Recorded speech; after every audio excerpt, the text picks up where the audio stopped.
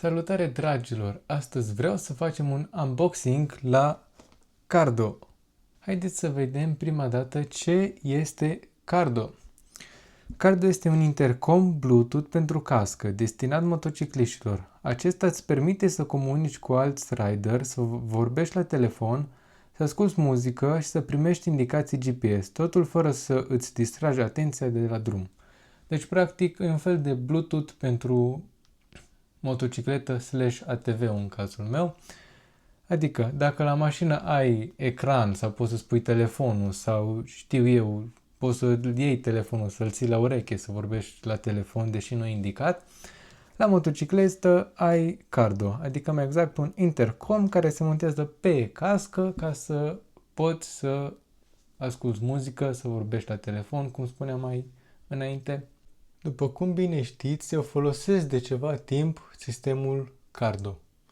Pe casca mea am un Cardo 4X, iar pe casca Carinei am un Cardo 2X. Iar pentru că am și o a treia cască, am avut nevoie de o alternativă ca să nu scot de fiecare dată căștile și toate, să desfac casca, să dau jos din ea tot, și tot să am un sistem de comunicare, un FreeCom. Și atunci mi-am luat Cardo FreeCom Spirit pentru a doua cască. Practic este un kit care include, după cum se vede și pe cutie, boxele, microfonul și chestia asta de aici unde pui efectiv calculatorul, adică pui partea cea mai importantă. Eu practic o să-mi iau de pe casca mea Cardo 4X care l-am, îl decuplez de acolo și o să-l cuplez aici. Și ca să nu ne mai lungim cu vorba, o să vreau să facem un unboxing rapid și să-l montăm repede, că despre asta ar trebui să fie videoclipul de azi.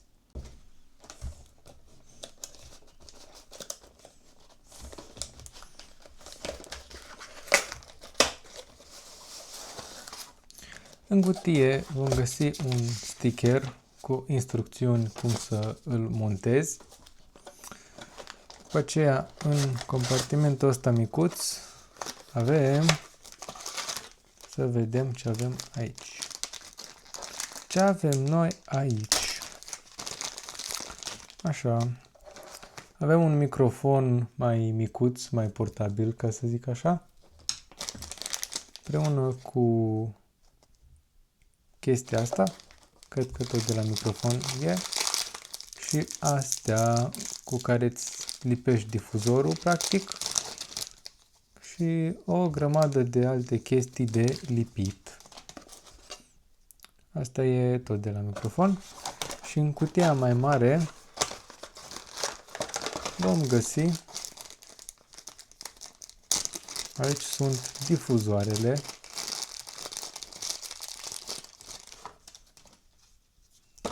Deci avem două difuzoare, unul mai lung cu cablu mai lung și unul cu cablu mai scurt. Punem aici. Avem prinderea pe cască care o să vină prinsă pe aici pe undeva. Și în continuare, asta e altă prindere pe cască care poți să o și dai jos. Asta se lipește, asta se pune direct, care e aici o clemă, deși noi nu o să o folosim. Și în continuare avem carcasa de la Cardo în sine, adică practic asta vine pus aici așa și în interior bagi device-ul. O să-l și dau jos de pe casca mea ca să vedeți cum vine. Așa. Dar jos, ăsta e device-ul în sine care vine mufat aici. Să vedem dacă se potrivește. Pac! S-a potrivit perfect. Am uitat piesa de rezistență, adică microfonul ăsta mai mare pe care noi pe ăsta îl vom folosi. Este un microfon mult mai mare și mai calitativ decât ăsta micuț. Ăsta micuț e o alternativă dacă nu îți încape ăsta mare în cască. E foarte important când îl montați, nu știu dacă se vede pe camera, aici are o săgeată. Și săgeata asta trebuie să-ți fie către gură, adică către zona în care se vorbește, pentru că el pe aici captează tot. Dacă îl pui invers, să zicem că l-ai montat și l-ai pus invers, cred că, da, îl poți roti un picuț, dar e foarte importantă săgeata asta. Să știți că nu am mai făcut de mult treaba asta, adică numai când am montat pe căștile noastre am mai făcut și poate că am uitat un picuț cum se face, dar din câte mi-aduc aminte, în prima fază trebuie să desfac cu totul ce este în interiorul căștii. Uite, așa. Scoatem astea pe aici. Foarte important, casca asta are aici în interior locul ăsta special pentru difuzoare și atunci îți este mult mai ușor să-l montezi. Adică aici, în locașul ăsta de aici, vine montat difuzorul foarte frumos, se pune aici, intră perfect, nu te deranjează la urechi. În schimb, casca pe care o folosesc eu personal, cea de Enduro, se presupune că la Enduro nu ai nevoie de așa ceva și atunci nu are locașul respectiv. În schimb, la asta e mult mai ușor de montat și mă bucură treaba asta. Să o declipsăm toată și să vedem. Așa. Are aici? Nu. Așa. Văd că are ceva scoci pe aici. E interesant. Casca asta am luat-o second și am observat că are ceva scoci în interior. Bun, următorul pas este să găsim microfoanele.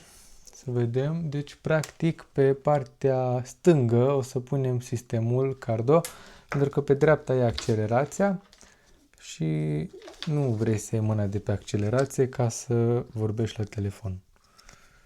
Asta se lipește aici. Se lipește. Deci trebuie să deslipim scaiul ăsta și să îl lipim în locașurile respective. Foarte de ajutor că are locașurile respective, nu doar pentru că te ajută că știi unde vine microfonul, că dacă îl pui prea sus sau prea jos nu o să se mai audă cum trebuie, dar te ajută și că nu te deranjează la ureche prea tare, că de exemplu în casca mea de Enduro se simte un picuț.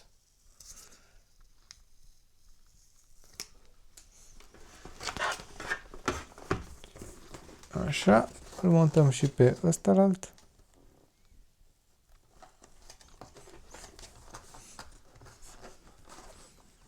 Bun. Următorul pas este să punem difuzoarele. Nu punem chiar aici, cel cu cablu mai lung. Hai să vedem. Nu, trebuia cel cu cablu mai scurt, dar e ok că e cu Sky acum. Deci cablu scurt în stânga. L-am pus, l-am lipit. Și cablu lung în dreapta. Sper să se vadă și pe cameră. Așa. Următorul pas urmează să punem microfonul. Asta este microfonul. Trebuie să avem aici niște scaieți de ăștia. Exact ăștia doi. Aici închidem un picuț să avem acces la microfon. Așa. Și ne uităm. Deci sistemul ăsta o să vină pe aici pe undeva.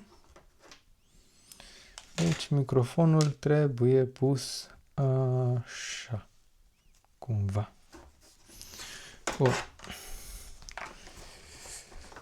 Microfonul așa, cumva. Să vedem.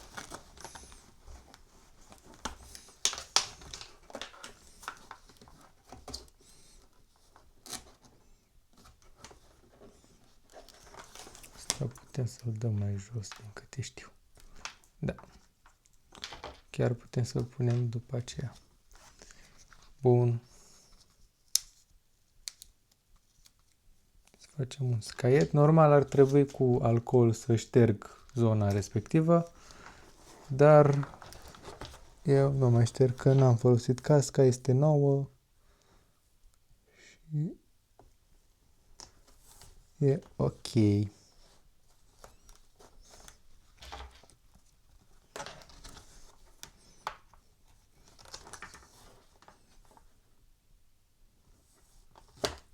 Lipim asta aici, așa. Să găsim poziția. Să-l încolocesc un picuț.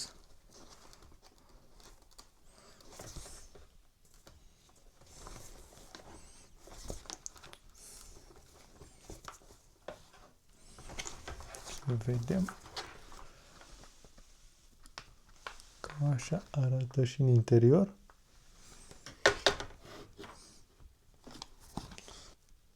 Ok. Desfacem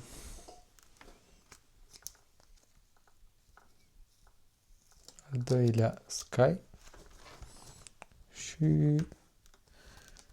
îl lipim pe aici pe undeva. Așa.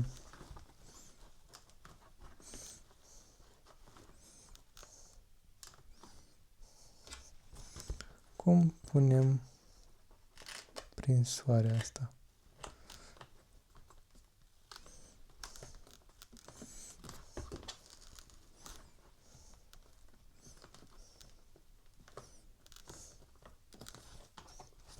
Bun. Deci, practic, noi ce am făcut? Am lipit difuzorul ăsta aici, difuzorul ăla acolo și am lipit microfonul chiar aici. Nu știu dacă se vede. Așa, să intri puțin. Acum, partea cea mai complicată vine să aranjăm toate căblările astea. Și asta urmează să facem acum. Deci, practic, trebuie să scoatem astea.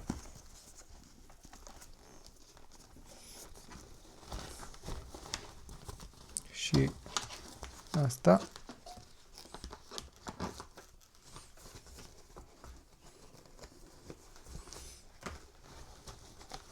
Și să vedem.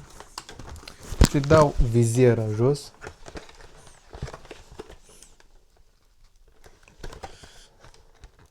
Nu mai dau viziera jos, că văd că nu vrea.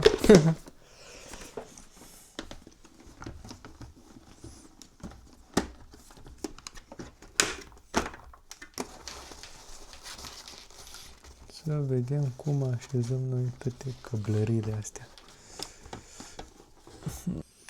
Bun.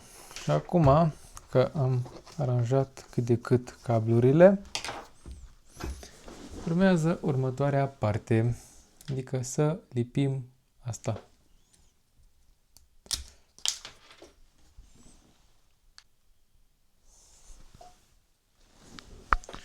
Practic, aici vom curăța zona aceasta.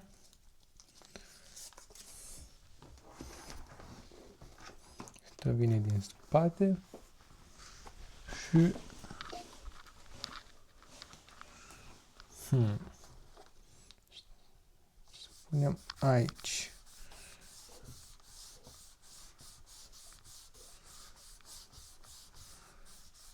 Învățăm bine și așteptăm să se uște. Tot mai dăm puțin pe cască dacă...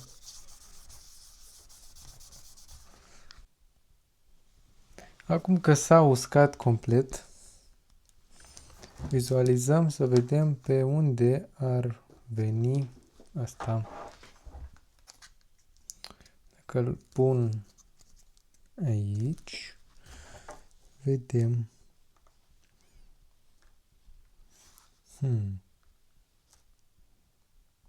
Mai tare mi-ar conveni să stea aici. Ar fi mult mai ok.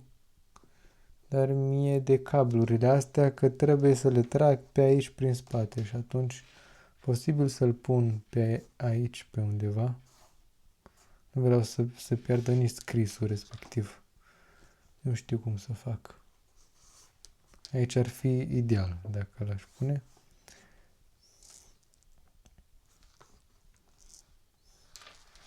Să-l pun pe aici și să stea în aer până acolo sau... Cred că mai bine e să-l pun aici totuși. Se vede și scrisul. Am deslipit și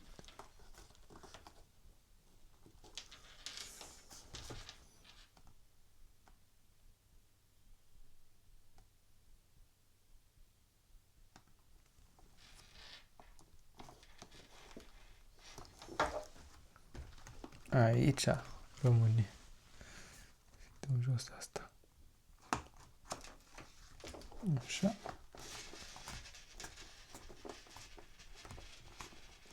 Apăsăm un picuț.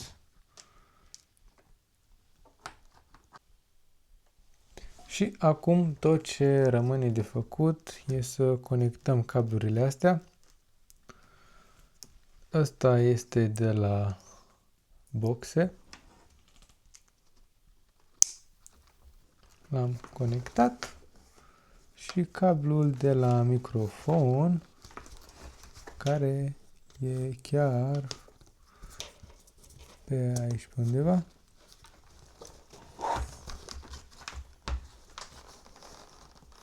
Unde e? Aici e cablul de la microfon. Îl conectăm și pe ăsta.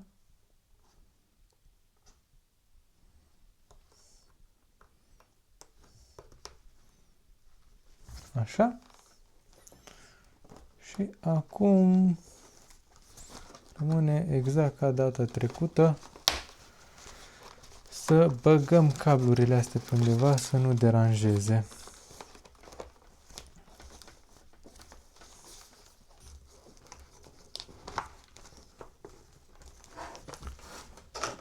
Acum băgăm dispozitivul Cardo.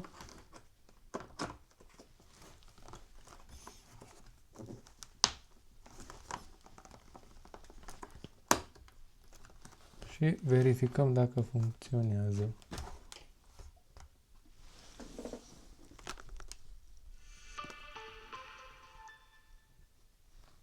Gata! Funcționează. Și acum avem sistemul Cardo montat. De acum înainte pot folosi și casca asta și casca mea principală. În oraș probabil o să o folosesc mai des pe asta. Am luat-o pentru că e cu verde și tot costumul meu e cu verde. Ăsta nu prea îmi place cum stă aici lipit, dar poate să mai pun puțin superglue. Vedem. Ok, guys, și cam așa se face montajul la Cardo, la sistemul ăsta de intercom. Nu-i deloc complicat. Mie mi-a rămas, cum spuneam, și prinderea asta la altă. Microfonul o să-l aveți.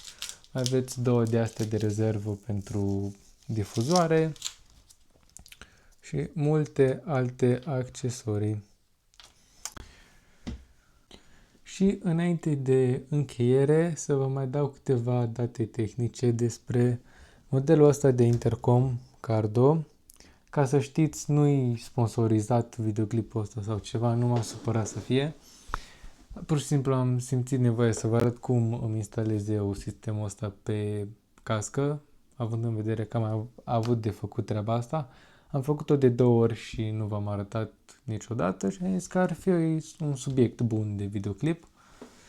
Deci, sistemul ăsta este Cardo 4X, este un intercom Bluetooth Premium destinat grupurilor de până la 4 motocicliști, are o rază de comunicare de până la 1,2 km, folosește tehnologia Bluetooth 5.2, echipat cu difuzoare JBL de 40 de mm, oferă până la 13 ore de autonomie, este complet rezistent la apă și are funcția Natural Voice Operation, care permite controlul vocal fără a apăsa butoane.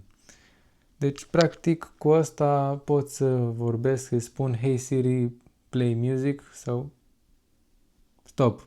Siri, Hey Siri, stop. Ok. A fost amuzant asta. Practic, pot să-i spun la sistem să fac asta și el îmi face automat sau pot să-i spun să sune pe cineva sau orice și e mult mai simplu, mai ales când îți pe ATV-ul, nu mai trebuie să umblu la butoane sau la așa. La Carina, în schimb, fiindcă nu e șofer și nu conduce ATV-ul, am luat un Cardo Freecom 2X. Este o variantă destinată celor care merg singuri sau în doi. Permite comunicarea între doi motocicliști, are o rază de până la 800 de metri, Bluetooth 5.2, difuzoare JBL de 40 de mm, am vrut să aibă și o calitate la sunet, autonomie de aproximativ 13 ore tot la fel, este rezistent la apă și beneficiază de tehnologia Live Intercom. Reconectează automat dispozitivele dacă ies temporar din rază de acțiune. Adică, cum spuneam, la ea am luat un model mai ieftin un picuț, pentru că nu am meritat să dau la fel de mulți bani, că ăsta a fost mult mai scump față de al ei. Și aici am luat sistemul din interior, este, cum spuneam mai înainte, Cardo Spirit. Adică, practic, nu mai ai boxele JBL, pentru că JBL e o firmă scumpă, să fim serioși. Ai niște boxe normale, microfonul este identic și, practic, a fost mult mai ieftin, adică în loc să dau, din nou, nu mai știu cât am dat pe ăsta, 2000 de lei sau ceva de genul și pe lui Carina 1300, asta a fost 2300 și ăla cred că 1300, am dat doar 500 de lei pe tot sistemul în sine, fără device-ul ăsta, că practic device-ul ăsta, cum spuneam, e cel mai important.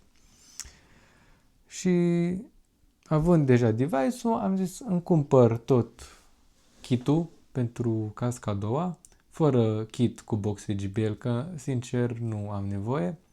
Am nevoie doar să pot vorbi la telefon, că muzică nu prea ascult. Și ia că așa mi-am făcut și a doua cască care sunt foarte fericit că am luat-o second și este identică cu casca Carinei, atâta că are altă culoare.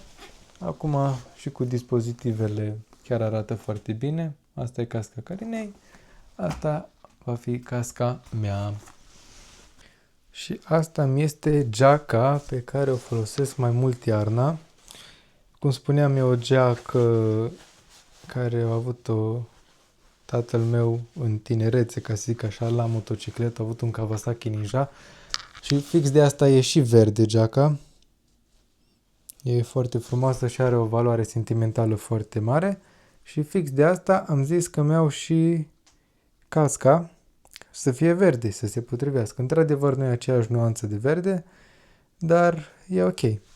Ca și echipamente, să vă arăt puțin, acolo am pantalonii, tot de moto de la tatăl meu din tinerețe. Aici am căptușala pentru pantalon și pentru geacă, mânuși și mânușile lui, tot de motocicletă.